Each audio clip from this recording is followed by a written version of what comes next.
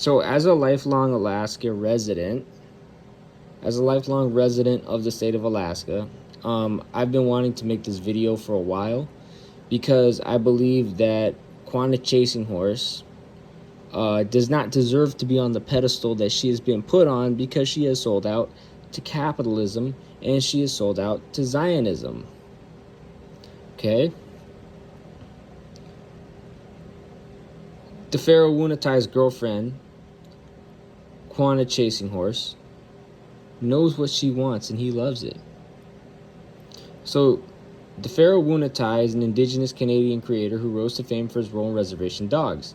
However, after signing with an agency, DeFaro Wunatai has ventured into modeling and uses his platform to represent his Indigenous community. While making a name for himself in the modeling industry, DeFaro Wunatai's girlfriend, Quannah Chasinghorse, was one of the first Indigenous models in the industry. DeFaro Wunatai revealed that his girlfriend's attributes not only leave him in awe, but he learned much and is still learning from her. So there's Quannah Chasinghorse, and there's DeFaro Wunatai. Who is DeFaro Wunatai's girlfriend? Chasinghorse is a proud member of the Han-Gwich'in and Sikangu, Oglala Lakota tribes in America. She grew up loving fashion and recalled watching movies on the runway. Despite being into fashion since I was young, I never thought once that I'd be a model. Like most Indigenous teenagers, I grew up without any representation in pop culture. I didn't feel confident or even like the way I looked. There's a lot to unpack. So, pop culture, especially pop culture under capitalism, again, that's not a standard anybody should be emulating. Okay? And representation, like, if you're operating under a capitalist system, representation is absolutely meaningless.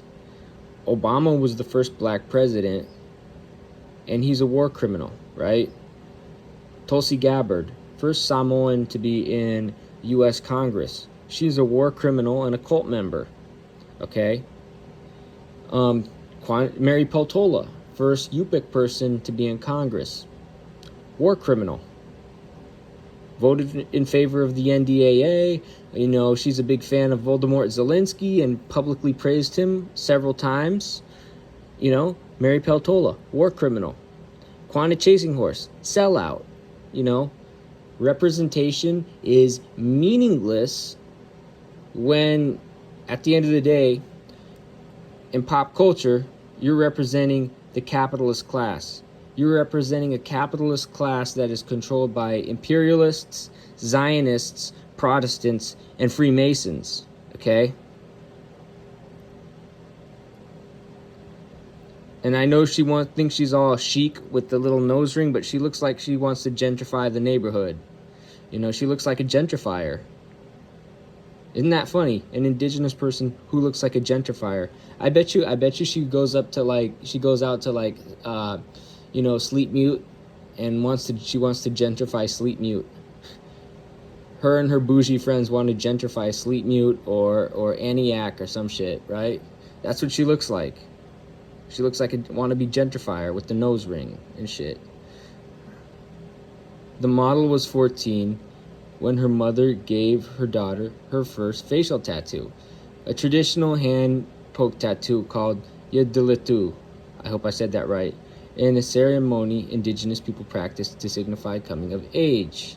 The lines on Chasinghorse's face are now the signature features that make her stand out from other models. Again, that's part of her culture, so you gotta respect that, right? She was the first Indigenous model to work with Chanel, and over the years, Chasinghorse has added other luxury brands to her resume. Chasinghorse also made a statement in 2021 when she attended her first Met Gala, the highlight of the fashion season. God, this is cringy like a motherfucker. Like, it doesn't matter that she's the first Indigenous model to work with Chanel, when Chanel is a capitalist company that exploits the shit out of workers in the global south. Chanel exploits the shit out of workers in the global south. And it doesn't matter that Chasinghorse is a sellout, if anything, for working with Chanel. Okay? And fuck Quannah Chasinghorse and fuck pop culture. You know what I mean? Like, she's a clout chaser. You know what I mean? While walking the red carpet, the model represented her community while donning native jewelry. And she says, my people always felt invisible, so having this kind of visibility is so meaningful, Chasinghorse shared. Oh boy. This is the whole postmodern representation under capitalism. Like, when you mention that someone's a capitalist, the wokosos will be like, oh, but it's representation. Representation under capitalism is fucking meaningless. Like, what is Quannah Chasinghorse doing? Like, Quannah Chasinghorse, again, she has promoted Nazi propaganda on her Instagram page, Ukrainian Nazi propaganda on her Instagram page. She's glorified AOC, who's a Zionist and a war criminal. She and her mom met with AOC to discuss Arctic drilling. It's like, okay, but electoral politics doesn't do shit. You have to protest the shit out of the system. You have to work outside the system. You have to protest the politicians, protest the system, and you have to work on building socialist alternatives. And that's her at the clown show known as the New York Met Gala. So she sold out for $1 million. I don't know if it was $1 million, but she sold out for hella money to, rub elbows with war criminals like AOC and pop culture clout chasers at the Met Gala. Duwunatai and his girlfriend have worked on several projects together. Duwunatai and Chasinghorse met in the fall of 2021 at New York Fashion Week after he signed with IMG Models, the same agency Chasinghorse is signed to. They soon went to friends, from friends to more, and by 2022, the Toronto native had relocated to Los Angeles to move in with Chasinghorse. So you know that California has a fur ban? You know that Gwich'in people work with animal furs traditionally. So, by moving to LA, a place that is overrun with racist vegan degenerates, Quannah Chasinghorse has given her home community of Eagle, Alaska, the ultimate middle finger by moving to a place with a fur ban. And it doesn't matter if they have an indigenous regalia clause, because still, the fur ban still affects indigenous fur trappers, especially if those indigenous fur trappers sell to tanneries owned by Europeans or Asians or Africans, right?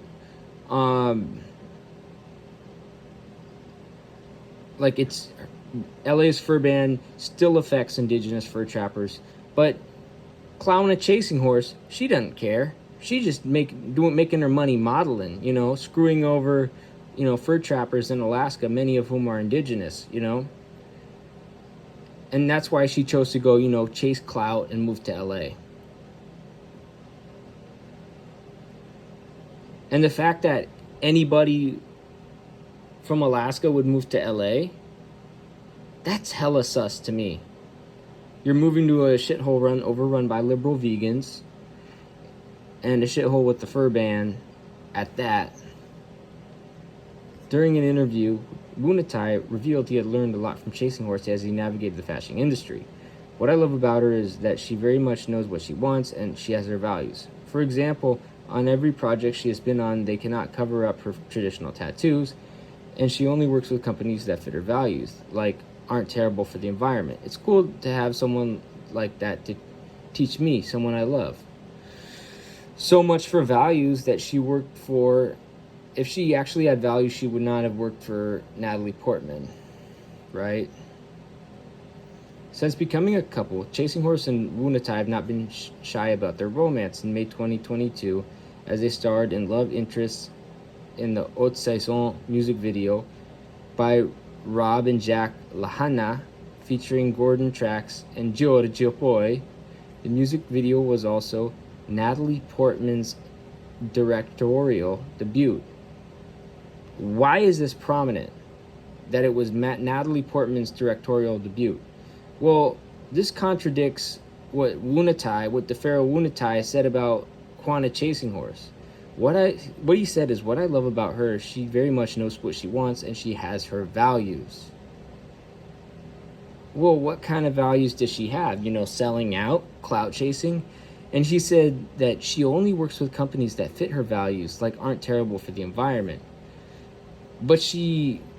So here's this about Natalie Portman that directly plays into questioning the values of Quannah Chasinghorse, and why I largely question the values of Quannah Chasinghorse. How Natalie Portman became the latest Zionist entity, Palestine Flashpoint. Natalie Portman, one of the most famous Jewish celebrities on the planet, just announced she was boycotting a major Zionist event. Portman was scheduled to visit Quddus to receive the Genesis Prize, a prominent award that is sometimes referred to as the Jewish Nobel.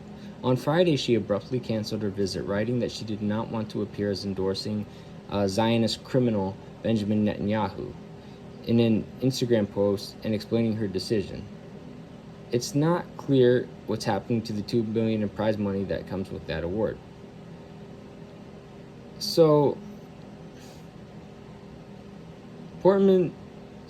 celebrities deciding to avoid the Zionist entity on political grounds is not all that uncommon.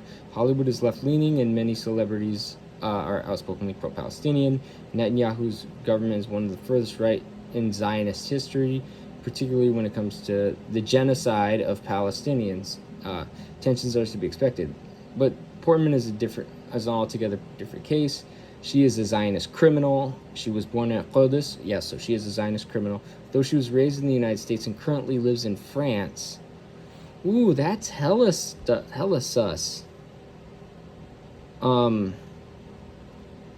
the past, Portman has been an outspoken advocate of the Zionist entity. As an undergraduate at Harvard, she worked on a prominent book defending the Zionist entity against its critics. She fluently speaks Hebrew. In 2005, she wrote, directed, and starred in a Hebrew language adaptation of the Zionist criminal Amos Oz's memoir. So, I call Quannah Chasinghorse's values into question. What I love about her is that she very much knows what she wants and she has her values. For example, on every project she has been on, they cannot cover up her traditional tattoos, and she only works with companies that fit her values, like aren't terrible for the environment. It's cool to have someone like that to teach me, someone I love. Since becoming a couple, Chasinghorse and Wunatai have not been shy about their romance. In May 2022, they starred as love interests in the Haute Saison music video by Rob and Jack Lahana, featuring Gordon Trax and Giorgio Poi. The music video was also Natalie Portman's directorial debut. So, apparently, one of Quannah Chasinghorse's values is genocide. Okay? Quannah Chasinghorse is pro-genocide when it comes to Palestinians. Because Natalie Portman is a Zionist criminal. She was born illegally in Palestine. She is a member of the Zionist terror cult. She has been an outspoken advocate of the Zionist terror cell. She attended Harvard, which is a Zionist institution, worked on a prominent book defending the Zionist entity against its critics. She speaks Hebrew fluently, and in 2015 she wrote, directed, and starred in a Hebrew language adaptation of Zionist criminal Amos Oz's memoir. Let's click on what that says. And she's being promoted by a Zionist magazine. So Tablet is a Zionist piece of shit. Natalie Portman was supporting war criminal and drone President Barack Obama. And she's being promoted by Zionist toilet paper, Tablet magazine. What's this gonna lead us to? Probably more Zionist bullshit. And the Zionist entity, The Zionist entity is now praising Natalie Portman. See that? Again, Natalie Portman is a Zionist criminal. Okay? Quannah Chasinghorse wanted to work and valued working and worked for a Zionist criminal. Quannah Chasinghorse is a liberal Zionist. Okay? Quannah Chasinghorse is a liberal Zionist. That is why she lacks credibility. Okay? She pulled a Nick Tilson. You guys know Nick Tilson, the leader of the NDN Collective, who took money from Jeff Bezos, the Rockefellers, and George W. Bush. Quannah Chasinghorse, I just see her as no different than a female Nick Tilson. That's what Quannah Chasinghorse is. She's a female Nick Tilson. And I think because she's playing into Zionist propaganda, I think actual anti-imperialists and actual communists should view Quannah Chasinghorse as a pariah, as a clown, and as a sellout. Let's see. Where is this? And Natalie Portman even admits to being a Zionist war criminal on her own website.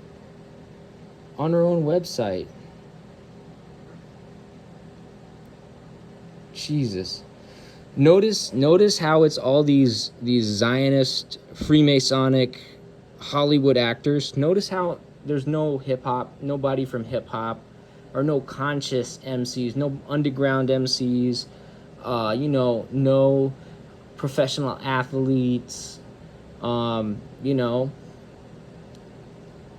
weightlifters or strong men, strong women, no powerlifters on her list of friends. No revolutionaries, just saying. All these Hollywood degenerate sellouts. And that's who Quannah Chasinghorse worked for. A Zionist criminal. So Quannah Chasinghorse lacks values. Quannah Chasinghorse sold out. So yeah, there you go. Quannah Chasinghorse has zero credibility among Alaskans who are communist. Quannah Chasinghorse should have zero respect from anybody. Respecting Quannah Chasinghorse, who is a Zionist sellout and a clout chaser, is kind of like respecting somebody like Draymond Green, who is also a Zionist sellout and a clout chaser. I put Quannah Chasinghorse in the same category as Draymond Green and Meek Mill. Sellouts and clout chasers. So there you go. That's all for now. Peace.